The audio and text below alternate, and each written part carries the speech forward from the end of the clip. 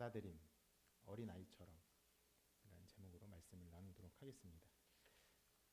지난주 말씀에도 예수님께서 다시 이제 공개적인 가르침을 하셨는데 오늘 말씀에도 사람들 앞에서 공개적으로 가르치시는 내용이 나와 있습니다.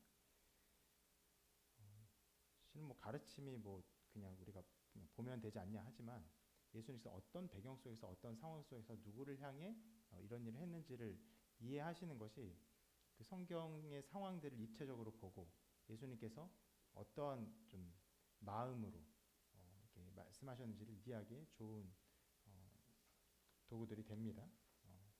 자, 그래서 이제까지는 예수님께서 계속 제자들을 향해 주로 가르치시다가 우리가 지난주 잠깐 살펴본 것처럼 공적인 사역의 장소에 왔음에도 불구하고 집에서 따로 제자들에게 계속 가르치시다가 지난주에 이것에 대해서 이혼에 대한 곤란한 질문을 받으시고 이것 때문에 이제 이야기를 나누었죠. 그래서 지난주는 이것을 질문한 사람들로 인해서 이 공개적인 가르침이 행해졌다고 한다면 오늘은요 좀 상황은 다른데 제자들의 잘못된 행동에 대해서 예수님이 그 제자들을 꾸짖으심으로 그 사람들 앞에서 이 공개적인 가르침이 나오게 됩니다. 제자들의 잘못된 행동은 짧게 기록되어 있습니다. 이렇게 기록하고 있어요. 사람들이 예수께서 만져주시길 바라고 어린 아이들을 데리고 오매 제자들이 꾸짖거늘 기록하고 있어요. 자, 여기서 보면요. 사람들이 어린 아이들을 데리고 왔어요. 그럼 이 사람들이 누굴까? 통상적으로 보편적으로 해석하기로는 이 아이들의 부모님이라고 해석을 합니다. 특별한 다른 어떤 존재를 가정하진 않고요. 아이들의 부모님이 아이들을 데리고 와서 예수님이 여러 모양으로 사역을 하시고 능력을 베푸시고 하시니까 그 자기 아이들에게 안수하시고 기도해 주시기를 바라며 데리고 나온 것으로 보여요. 그런데 제자들이 그런 부모들의 행동을 용납하지 않고 꾸짖었어요.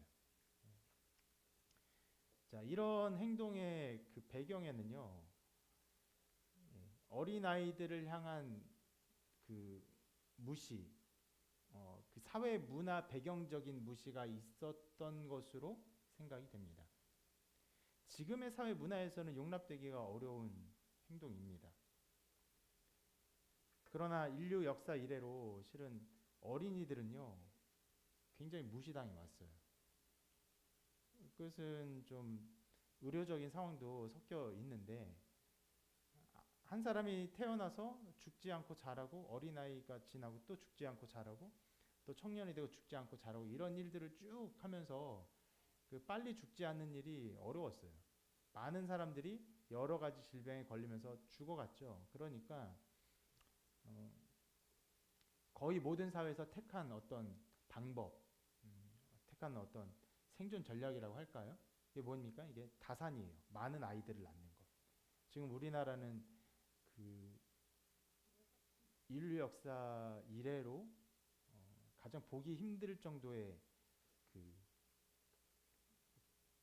저출산 세대를 살고 있지만 불과 우리 부모님 세대만 하더라도 저희 부모님 세대만 하더라도 5명, 6명, 7명, 9명, 10명 이런 자녀를 낳았죠. 그래서 많이 낳으면 많이 낳을수록 한 명 한 명을 다 존중하는 것이 아니라 아이들을 더 쉽게 무시하고 좀 하대하고 좀 하찮게 대하고 이런 일들이 있었죠. 그래서 음식을 먹을 때도 예전에 어른들은 귀한 음식이 나오면 누가 먼저 먹습니까? 아버지가 먼저 먹죠. 아버지가 그 귀한 음식 가장 중요한 걸 딱 먹죠. 지금은 잘 안 그래요. 아이들이 먼저 먹습니다. 아이들이 먼저 제일 맛있는 거 먹고 하죠. 근데 그런 문화적 배경이 있었고 또 많은 사회에서 그랬기 때문에 또 우리나라에서는 소파 방정환이라는 어린이 운동가가 어린이날을 제정하고 여러 운동도 하기도 했죠. 자, 근데 기본적으로는 그런 문화가 있었던 거예요. 어린이를 쉽게 무시하는 아무것도 아닌 것처럼 대화하는 그런 배경이 있었습니다. 그래서 이 행동, 어린아이들을 데리고 온 부모들의 행동을 꾸짖었던 제자들의 행동이, 그러니까 지금 우리의 문화에서 보는 것만큼 나쁜 행동은 아닐 수 있는 거예요. 이해가 되시죠? 지금 문화 속에서 뭐 그러죠. 야구장에서 파울볼 쳤는데 아이 어른이 경쟁하다가 어른이 뺏어가면은 그거 이제 금방 인터넷 짤로 돌아다닙니다. 애를 줘야 돼요. 이제는 아이들 뻔뻔하게 요구하기도 합니다. 한참 있다 나타나서 달라고. 그런 사회가 됐는데, 그런 우리의 문화 배경 속에서는 어린아이들을 무시하는 행동이 굉장히 나빠 보이긴 하지만 이 당시 문화 배경 속에서는 그게 그렇게 나쁜 행동은 아닐 수 있는 것이. 그런데 여러분, 우리가 한번 본 것처럼 예수님께서는 이미 어린이를 데리고 제자들을 교훈한 적이 있어요. 제가 그 부분을 또 설교한 적이 있었습니다. 그때 제가 어떤 행동을 했는지 기억나십니까? 어떤 행동을 했습니까? 그죠? 지우 깜짝 놀랐죠? 예배드리다 이름 나오니까 깜짝 놀랐어요. 아빠가 지우 여기 앞으로 불렀던 거 기억나요? 기억나요? 예. 처음 불렀던 것 같아요. 불러서 안아서 이렇게 했던 거. 그때 이런 말씀을 하셨죠. 어린아이 하나를 데려다 그들 가운데 세우시고 안으시며 제자들에게 이르시되 누구든지 내 이름으로 이런 어린아이 하나를 영접하면 곧 나를 영접하며 누구든지 나를 영접하면 나를 영접함이 아니요 나를 보내신 이를 영접함이니라. 그래서 작은 자, 연약한 자, 소외된 자를 이렇게 품어주는 것, 안아주는 것, 어린아이를 가지고 이미 그런 가르침을 가르쳐 주셨어요. 그런데 제자들이 또 여기서 어린아이들이 오는 것을 막고 꾸짖으니까 예수님께서 그것에 대해서 힐난하신 것입니다. 실은 힐난한 정도가 아니라 분노하셨어요. 예수님. 몇 번 쓰이지 않은 단어입니다. 예수님께서 뭐 노하셨다 이런 단어가. 이렇게 기록하고 있죠. 예수께서 보시고 노하시어 이르시되 어린아이들이 내게 오는 걸 용납하고 금하지 말라. 하나님의 나라가 이런 자의 것이니라. 자, 제자들의 어떤 행동이 아주 잘못된 행동이라고 분노하시면서 중요한 교훈을 말씀하시죠. 예. 하나님의 나라가 이런 자의 것이니라. 자, 그 제자들의 행동이 조금 무례한 행동, 조금 사회 문화적으로 용납되지 않은 행동, 이런 느낌이 아니라 하나님의 나라에 들어갈 수 없는 행동인 것처럼 말씀하신 거예요. 도리어 그 예수님께 온 어린 아이들이 하나님의 나라에 들어가기에 합당한 자, 그런 어떤 특성들, 자질을 가지고 있었던 것처럼 말씀하신 것입니다. 그럼 우리가 여기서 생각하기를 제자들이 어린아이를 쉽게 무시했다, 이런 정도의 생각이 아니라 하나님의 나라에 들어가는 자격이 과연 누구에게 있는가를 생각해 보아야 되는 것입니다. 그래서 이 말씀을 보면서 실은 짧아요. 내용이 짧습니다. 잘못 이해하면 이렇게 생각할 수 있습니다. 어린아이는 하나님의 나라에 무조건 들어간다, 이렇게 생각할 수 있어요. 그래서 이 말씀을 근거로 유아 세례, 아기 때 세례를 주고 그런 아기가 세례를 받으면은 신앙 고백하면서 세례를 받으면은 무조건 천국에 간다라고 생각하는 어떤 그런 신앙의 배경으로 이 말씀을 생각하기도 합니다. 그러나 그건 좀 잘못된 것이에요. 왜냐하면 오늘 말씀에 분명히 말한 것처럼 어린 아이는 천국에 들어간다, 하나님 나라에 간다가 아니라요, 이렇게 말씀하셨어요. 어린 아이와 같이 하나님의 나라를 받아야 한다. receive라는 표현인데 이렇게 표현하고 있어요. 어린 아이와 같이. 그러면 어린 아이가 들어간다는 것이 아니라 어린 아이와 같은 어떤 특성들, 태도들, 정서, 뭐 이런 것들을 가지고 있는 자가 하나님 나라에 합당하다라는 말씀인데, 이것을 이렇게 풀어서 말할 수 있을 거예요.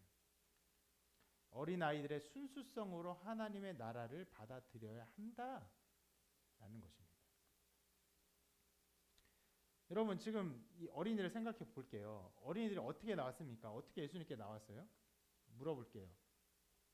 우리 어린이, 대표적인 우리 어린이, 대답할 수 있는 우리 이윤 어린이, 언니는 이제 어린이 좀 벗어난 것 같아요.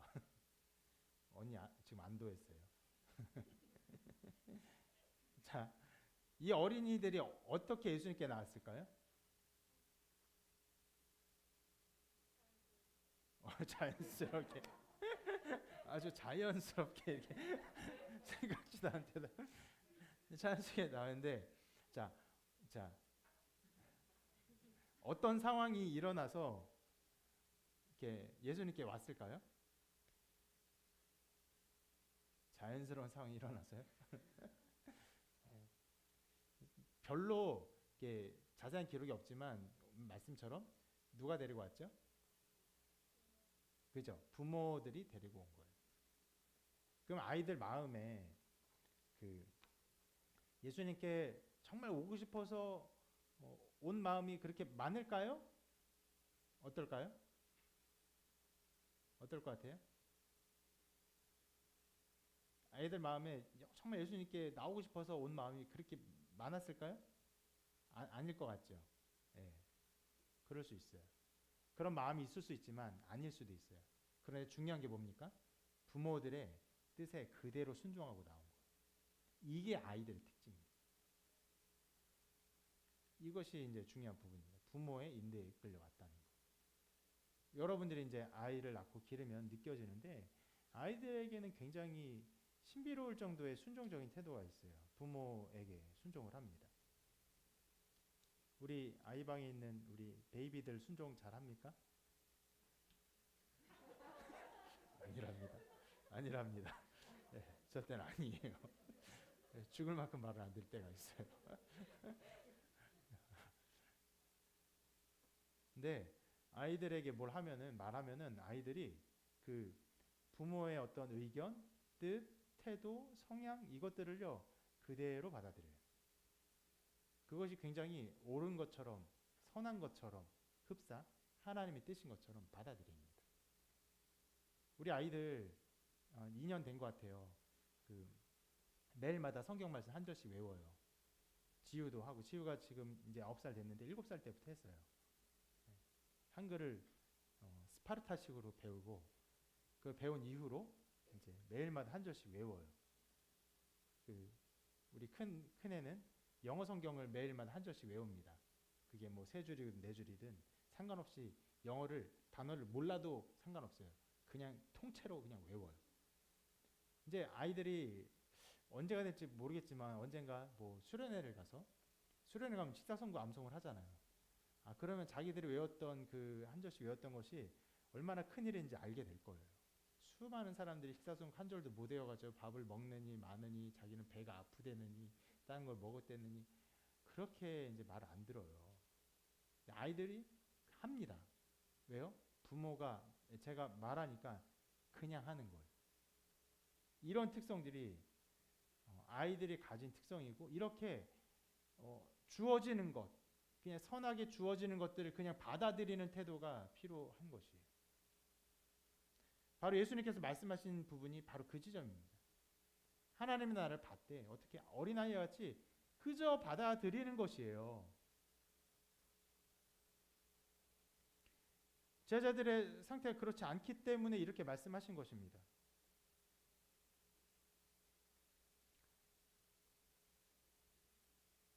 왜 예수님께서 굳이 여기서 이런 말씀을 하셨는가를 생각해 볼 때 이렇게 생각해 볼 수도 있어요.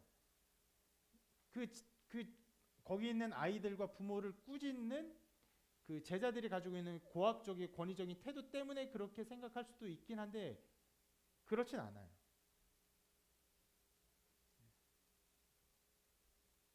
아까도 말씀드렸지만 어린 아이들을 무시하는 그런 어떤 태도는요 그 당시에 사회 문화에서 보편적으로 그렇게 이상한 태도가 아니었어요.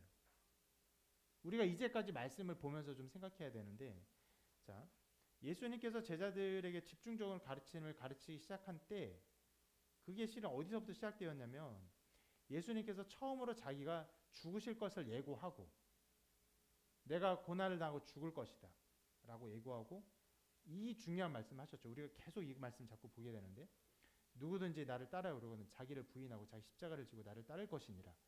누구든지 자기 목숨을 구원하고자 하면 잃을 것이요 누구든지 나 복음을 위하여 자기 목숨을 잃으면 구원하리라. 이 말씀이 주어진 이래로 계속적으로 제자들을 집중적으로 가르치고 제자들은 이 말씀에 실은 온전한 반응을 하지 못했어요.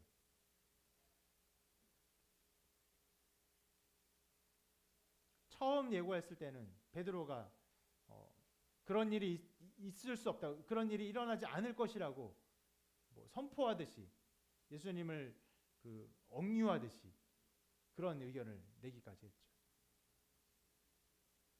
그런데도 예수님께서 이 말씀을 하시고 또 말씀하셨어요. 2번 말씀하시니까 자기가 죽음, 그리고 넘겨짐, 고난당함 이런 것들을 얘기하시니까 제자들이 어떤 논쟁을 했습니까? 누가 크냐? 제자들 사이에서 누가 크냐? 그것은 예수님이 죽으신 이후에 누가 그 이후에 주도권을 잡을지 서열 정리를 하는 것이에요. 예수님의 죽음 그리고 복음을 위하여 함께 목숨을 버리는 것을 받아들이는 것이 아니에요. 예수님이 죽는 건 죽는 거고 그 위에 자기들의 삶, 자기들의 어떤 권세들, 자기들이 생각하는 어떤 이스라엘의 회복의 그 그림을 그리면서 어떻게 해야 할지 자기만의 생각을 내비치고 있는 것이에요. 그것은 복음을 위하여 주님을 위하여 목숨을 내비치는 일, 내거는 일과는 완전히 상관없는 일이었던 것이에요. 그러한 기본적인 태도가 계속되는 가운데 예수님이 또 어린아이들을 무시하는 태도를 보자 이 아이들을 어떤 면에서는 시청각 교재로 사용하시면서 하나님의 나라가 어떤 자에게 임하는가, 하나님의 나라가 어떤 자에게 허락되는가, 어린아이와 같은 자에게 허락되는 것이다.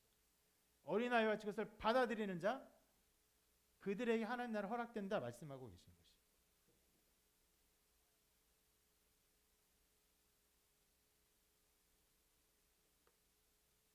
그러면 제자들이 이제 어떻게 해야 됩니까? 이 말씀을 들으면서 어린아이처럼 하나님 나라를 받아야 하겠죠?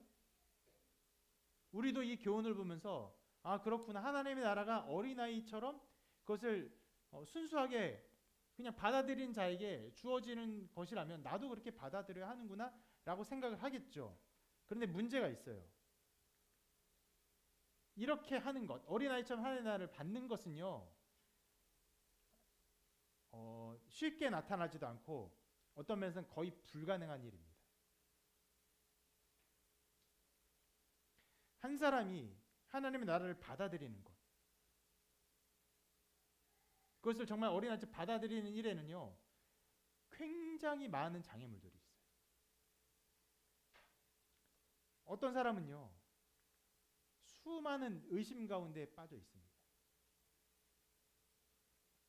우리 어린이들 마음에도 금세 나타납니다. 정말 하나님이 계신가? 예수님이 죽으신 일이 나에게 어떻게 관계되는 일인가? 성경은 정말 믿을 만한가? 아주 어리석게도 우리는 모든 것을 다 내려놓고 모든 편견을 내려놓고 중립적인 상태에서 모든 것을 아우른 다음에 정말 진리된 것을 찾을 수 있다는 착각 속에 살고 있죠. 그래서 진리된 말씀을 주어도 이것을 바로 받는 것은 편견 속에서 받는 것이라는 오해. 그래서 이것을 의심하는 기본적인 의심들이 있습니다. 공교롭게도 나이 들면서 여러분 머리가 커지면서 무엇이 커집니까? 죄가 커져요. 여러 가지 형태로 죄를 짓습니다. 그럼 죄를 지으면요 인간에게 주신 아주 기본적인 자기 양심과 부딪히는 일들이 생기면서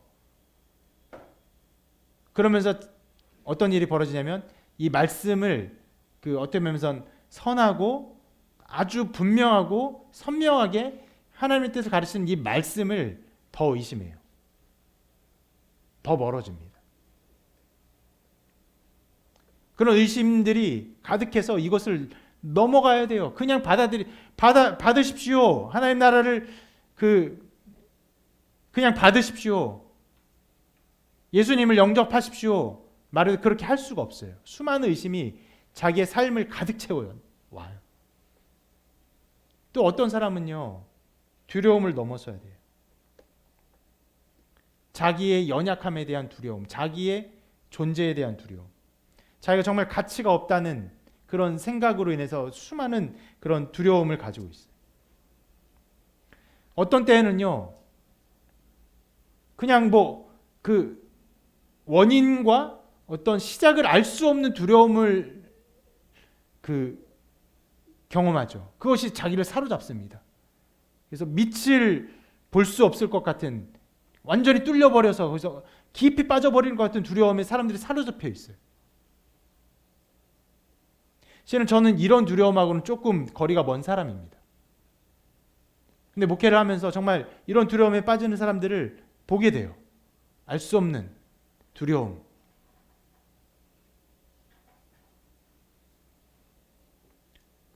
그런 모든 두려움에서 다른 사람을 의존하는 것도 두려워하고, 다른 사람을 믿는 것도 두려워하고, 당연히 이러한 말씀들을 받는 것도 두려워합니다. 자기가 어떤 존재가 될 수 있다는 것, 새로운 존재가 될 수 있다는 것, 이 모든 것에 대한 두려움에 빠져서 한 걸음조차도 내딛지 못하는 사람들이 있어요.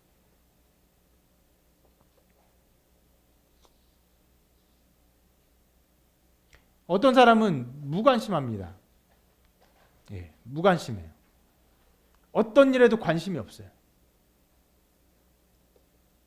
그렇게 살아와서 계속 그렇게 살아가고 그렇게 살아갈 것처럼 무관심합니다. 다른 사람의 감정에 무관심해요. 그래서 감정에 교류하는 법을 완전히 잃어버립니다. 대화하는 것, 다른 사람의 생각을 읽는 것에도 무관심해요. 대화하는 법을 완전히 잃어버려요. 심지어는 자기에 관련해서도 무관심한 것처럼 살아가요. 실은 그렇게 무관심하면서 관심하는 건데 자기를 케어하지 않는 사람인 것처럼 살아가요. 그래서 예수님에 대한 이야기, 죽음에 대한 이야기, 형벌에 대한 이야기, 영생에 대한 이야기, 죄사함에 대한 이야기 다 해줘도 관심이 없어요. 어떤 사람은 의미 없는 즐거움에 빠져 있습니다. 지금 자기를 즐겁게 하는 것에 완전히 매몰돼요. 헤어나오지 못해요. 육체적 즐거움, 어떤 쾌락, 정서적 즐거움, 오직 자기를 즐겁게 하는 것에만 반응하면서 살아가서 헤어나오지 못합니다. 다른 어떤 자극에도 반응하지 못해요.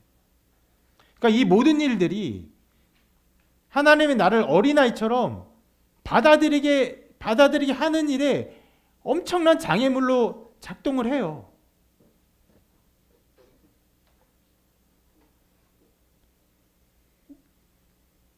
태어날 때부터 가지고 있었던 어떤 그 원초적 순수성,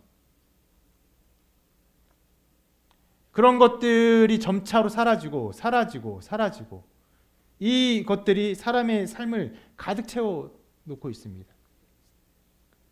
제가 말한 실은 몇 가지예요. 제가 생각한 몇 가지입니다. 이 몇 가지 일들이 수많은 젊은이들의 삶을 가득 채우고 있다는 것을 여러분 볼 수 있을 것이에요.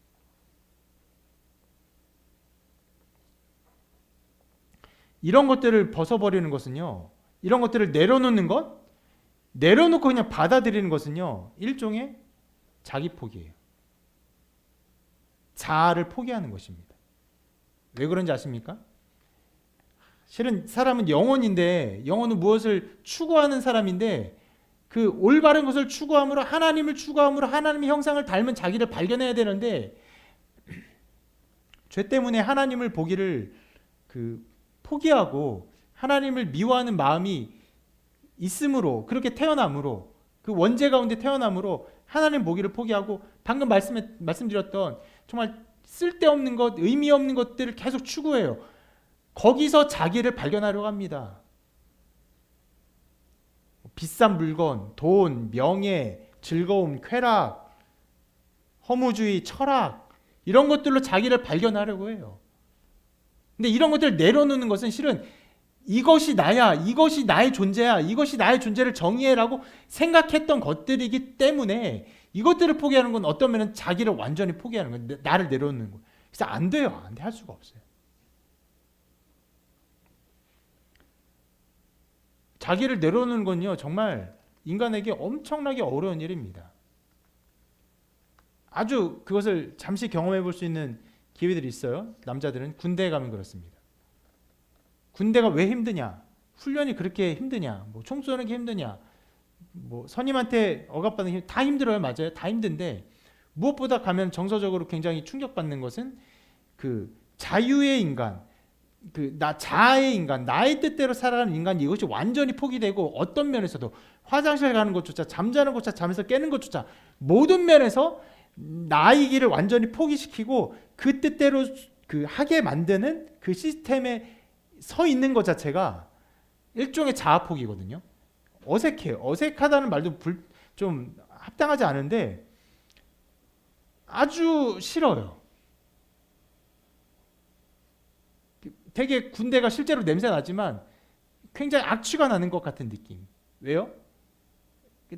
그 자유가 주는 우리에게 하나님이 우리에게 주시는 그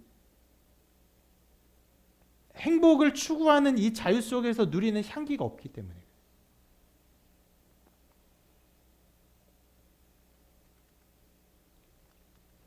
여러분 군대에서 자기를 포기하는 것조차 힘든데 평생을 그렇게 살아온 사람들, 의심 속에 살아온 사람들, 두려움 속에 살아온 사람들, 의미 없는 즐거움을 추구하며 사는 사람들, 무관심으로 살아온 사람들이 그렇게 살아온 자기의 이런 것들을 내려놓는 일은요 거의 불가능에 가깝습니다. 그래서 인간이 이 어린아이처럼 하나님의 나라를 받아들이는 것, 순수하게 받아들이는 이 일이 나타나려면은 실은 그렇게 자기 뜻대로 자기 욕심대로 살다가 이런 상황들이 와야 되는데 거대한 절대성의 한계에 부딪혀야 돼요.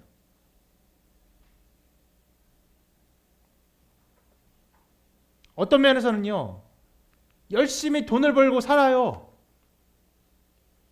수많은 돈을 벌면 살아요. 그런데 이 돈이 정말로 나를 나답게 하지 못한다는 그 한계를 절감해야 돼요. 이것을 절감하는 게 굉장히 어렵습니다. 실은 불가능에 가까워서 부자가 천국에 들어가는 것이 얼마나 어려운지 낙타가 바늘길을 통과하는 것보다 어렵다고 말씀했어요.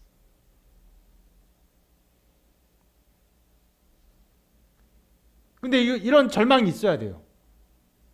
왜냐하면 수많은 사람들이 돈을 위해 살거든요.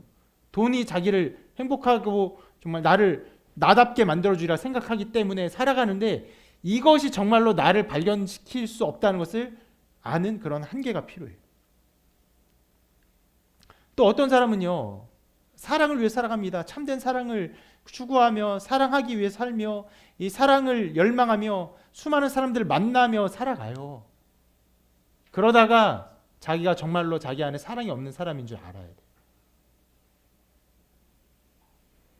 여러분의 그 존재 자체가 정말 누군가를 완전히 사랑할 수 있는 존재라고 생각한다면 착각이에요. 신혼부부 너무 고개 끄덕이지 마세요. 그때는 끄덕일 때가 아니에요. 그 대신 끄덕인 것은 아무리 신혼부부라 할지라도 그 한계를 알기 때문에 그래요. 쉽게 느낍니다. 사랑하면요 굉장히 만족감이 있습니다. 뭐 이 사랑은 특별히 이제 남녀 간의 사랑을 보통 지칭하는 것인데 남자와 여자가 한 몸을 이루고 한 가정을 이루고 하는 건 놀라운 신비예요. 중요한 일입니다. 그것이 사람의 영혼을 완전히 불태우기도 해요. 그냥 그것이 영혼을 불태울 정도로 큰 힘을 가지고 있지만 거기에도 정말 한계가 있음을 알아야 돼요. 또 많은 사람들이 쾌락을 추구하며 살아가죠. 근데 살아가다가 그 쾌락이 정말로 자기를 완전히 만족시킬 수 없다는 것을 마주해야 돼요. 이 쾌락이 채워질 수 없고 이 쾌락이 나를 완전히 온전히 가득 채울 수 없다는 것을 마주해야 돼요. 그 한계를 마주해야 돼요.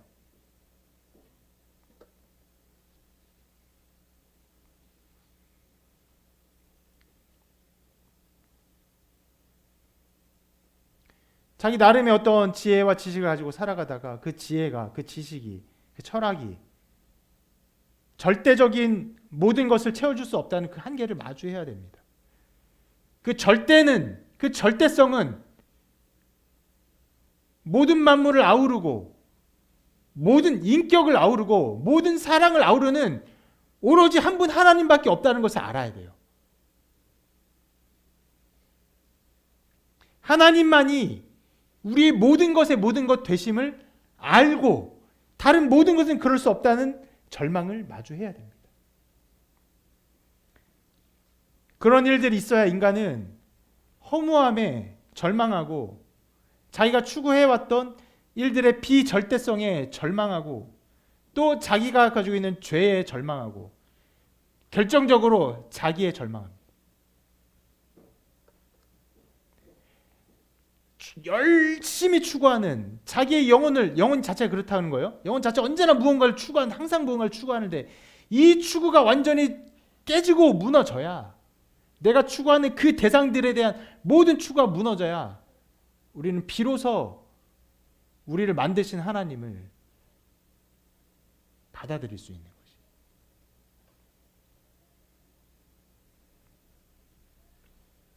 하나님의 나라는, 하나님의 은혜는요, 우리에게 거저 주어져요. 우리를 사랑하셔서 그 아들을 십자가에 죽이셨고 그 속죄의 은혜로 말미암아 하나님의 나라를 우리에게 거저 주세요. 그런데 이 거저 받는 것은요, 어린아이처럼 그냥 받는 것은요, 우리의 정서, 우리의 본성에 완전히 어긋나는 일이에요.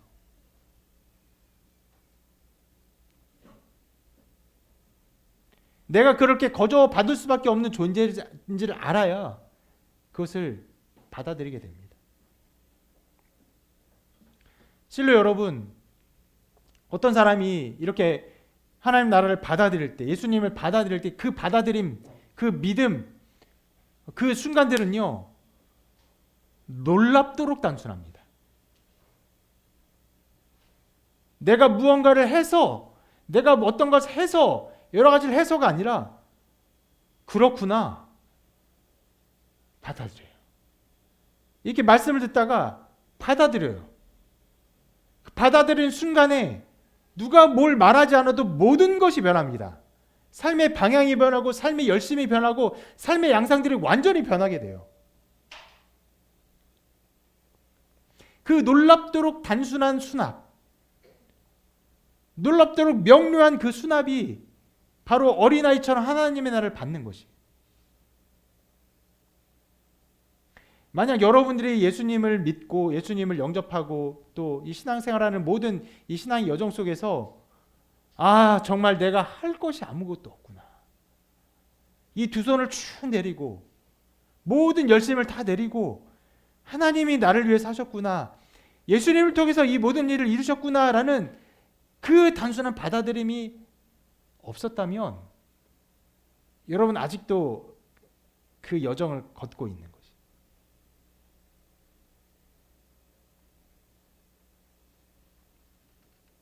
그래서 신앙에서 굉장히 중요한 게 뭐냐면 어떤 일을 열심히 하는 것이 아니라 실은 어린아이처럼 그저 받아들이면서 아무것도 하지 않아도 된다는 것에 대한 그 수납이에요. 내가 할 수 없는 모든 것에 있어서 주님이 모든 것을 이루셨고 하나님께서 이것을 주셨다는 수납이 필요합니다. 아이들이 부모의 사랑을 그냥 한량없이 받듯이, 아무런 것 없이 그냥 한량없이 받듯이 그냥 받는 것이 필요해요. 그래서 하나님의 사랑을 이렇게 성경이 또 말씀하죠. 이는 그가 사랑하시는 자 안에서 우리에게 거저 주시는 바, 그의 은혜의 영광을 찬송하게 하려는 것이라. 거저 주시는 거예요. 그냥 주시는. 이걸 또 잘못 해석하면 거저 주셔서 찬송을 하게 하려는 목적을 가지고 있구나, 이게 아니에요.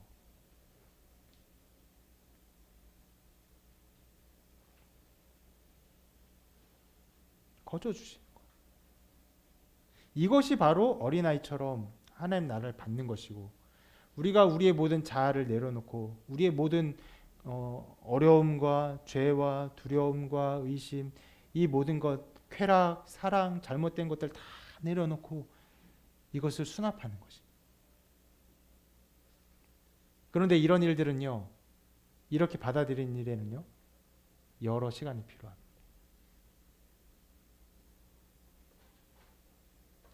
그래서 실은 우리가 이 말씀 속에 숨겨져 있는 한 부분을 잘 기억해야 돼요. 자, 예수님께서 지금 말씀 속에서 뭘 하고 계십니까? 제자들을 질타하고 계세요. 분노하셨어요. 분노하고, 이 노했다는 단어는요, 한 3번밖에 쓰이지 않은 단어예요. 마가복음에서. 노하시면서 제자들을 질타하셨어요.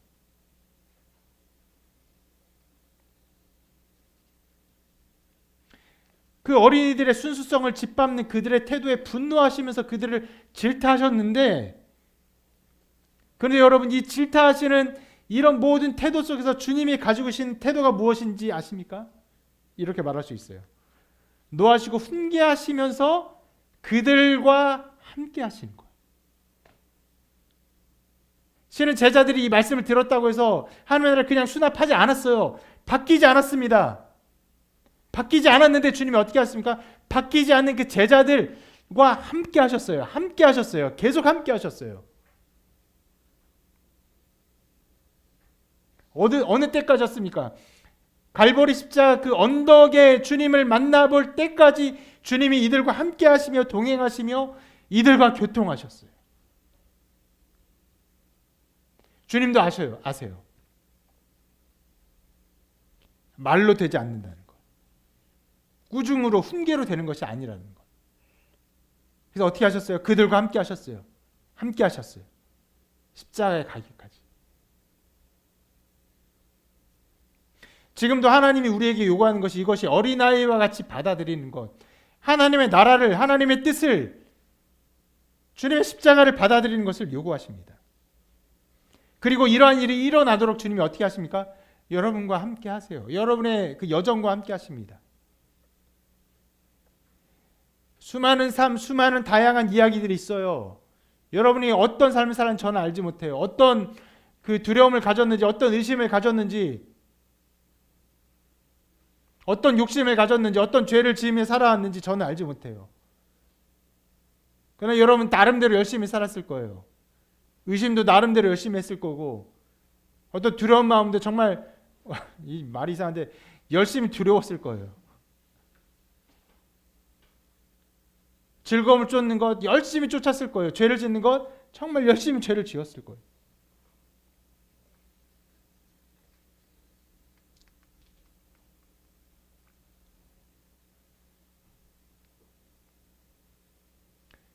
그런 여정 속에서 여러분의 그 혈기 있고 열심 있는 그런 모든 것들이 그 정말 용광로 같이 뜨겁게 타오르는 그런 이런 모든 것들이 완전히 식어지고 완전히 나를 내려놓고 주님을 받아들이게 되도록, 하나님 나를 받아들이게 되도록 주님이 함께하고 계세요. 때로는 이렇게 말씀으로 책망하시고, 때로는 여러분의 양심 속에서 말씀하시고, 때로는 여러분을 어렵게 하시고 곤란하게 하시고,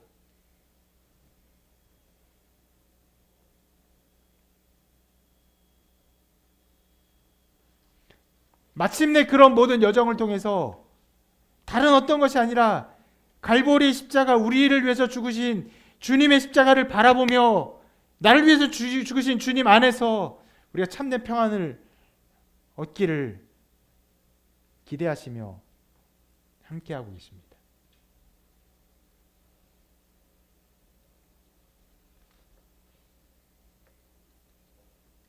우리가 주님의 인도하심에 따라 마침내 십자가를 바라볼 때, 하나님 뜻을 수납할 때, 거기에는 정말 놀랍도록 단순한 포옹이 있을 것입니다. 단순한 받아들임이 있을 것입니다. 그렇습니다, 주님. 하나님 그렇습니다. 하나님 그렇군요. 이거면 충분해요.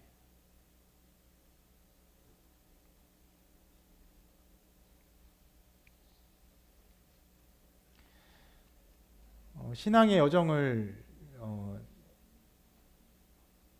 은유 그리고 비유로 그렸던 철로 역정이라는 책에서 그 여정을 따라가는 크리스천이 마침내 십자가를 바라보던 그때의 이야기를 제가 잠깐 읽어드리겠습니다.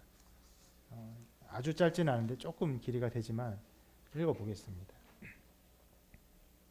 그때 나는 꿈속에서 크리스찬이 올라가고자 하는 길 양쪽에 높은 울타리가 둘려 있는 것을 보았는데 그 울타리의 이름은 구원이었다. 등에 무거운 짐을 지고 있는 크리스찬은 이 길을 달려 올라가는 동안 무척 고통스러워하는 것 같았다. 그러나 그는 쉬지 않고 계속 뛰어가서 마침내 한 언덕바지에 이르게 되었는데 그곳에는 십자가가 서 있었고 조금 떨어진 아랫부분에는 무덤이 입을 딱 벌린 채 놓여 있었다. 크리스찬이 십자가 위로 막 올라가려는 순간 그의 어깨로부터 짐이 풀어져 등에서 벗겨지더니 계속 미끄러져 내려와 마침내 무덤의 입구에서 그 속으로 굴러떨어져 다시는 보이지 않게 되었다. 이것을 본 크리스찬은 무거운 짐을 벗어버린 홀가분함과 즐거움에 넘치는 마음으로 이렇게 말하였다. 주께서 괴로움을 당함으로 내게 평안을 주셨고 주께서 목숨을 버리사 내게 영생을 주셨나이다. 십자가 앞에 이르자마자 그토록 무거웠던 짐을 벗어 던지고 몸이 홀가분하게 된 크리스천은 무척 놀라운 모습으로 한동안 우두커니 서서 신기하다는 듯이 여기저기를 바라보았다. 그는 기쁨에 넘쳐 머릿속에 샘물이 터지면서 눈물이 흘러내려와 두 뺨을 촉촉히 적시는 것도 느끼지 못한 채 십자가를 바라보고 또 바라보면서 서 있었다. 이런 일들이 여러분의 있기를 바랍니다.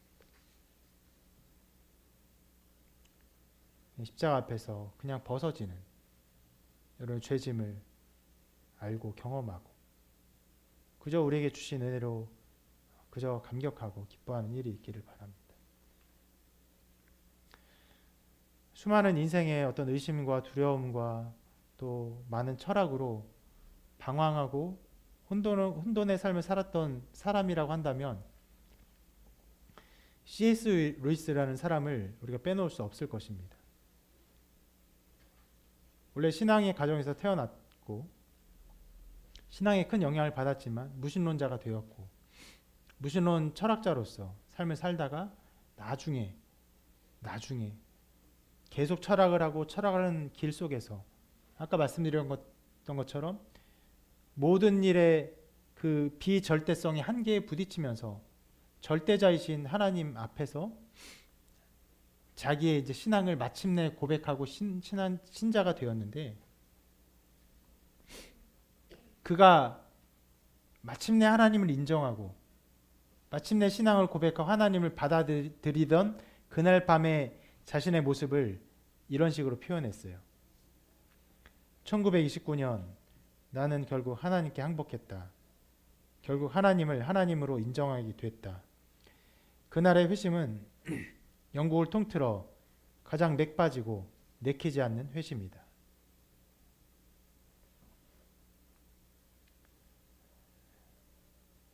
정말 잘 표현한 것 같아요. 맥 빠짐. 내려놓는 거예요. 자기의 모든 것을 다 내려놓는. 그리고 그냥 받아들이는 것입니다.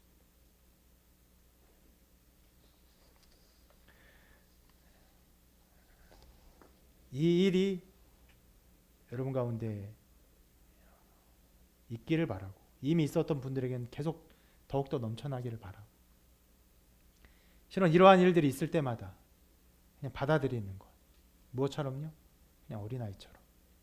받아들일 때마다 여러분의 삶은요 그리스도의 향기로 아름답게 꽃필 것입니다. 누가 말하지 않아도 여러분이 의도하지 않아도 여러분이 받아들인 그 하나님의 나라가 여러분 마음과 머리와 의지 속에서 역사하사 하나님의 나라가 여러분을 통해 이루어지게 하실 것입니다.